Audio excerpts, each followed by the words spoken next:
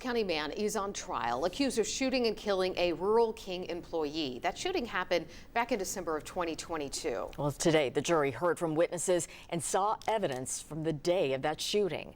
10 News reporter Emily Crabtree and investigative reporter John North join us in the studio now with more from today's proceedings. Robin, for jurors, it was an action-packed day. They heard a whole lot of testimony.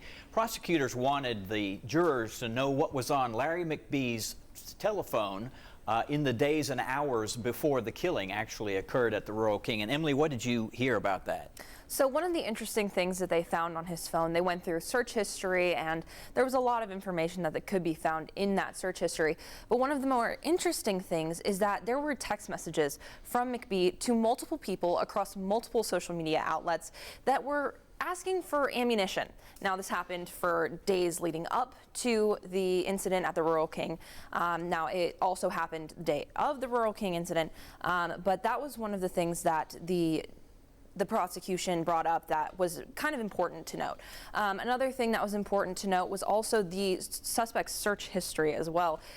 He mentioned, how fast is the Knox County Sheriff's Office response time?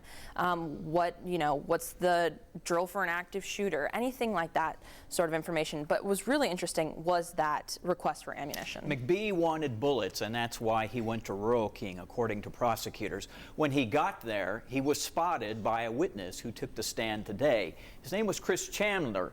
Ironically, 2 years ago, December 22, when this happened, he was dressed as Santa. He had a Santa hat on, full white beard, and he had a red Santa shirt on.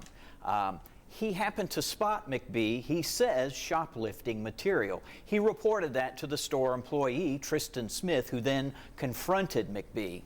We also saw some surveillance video from the store. Yeah, that surveillance video from inside the store shows McBee looking at ammunition and magazines and magazine clips. He actually even went up to Tristan Smith at one point during that time. He was kind of lingering in those aisles, but then he spent time.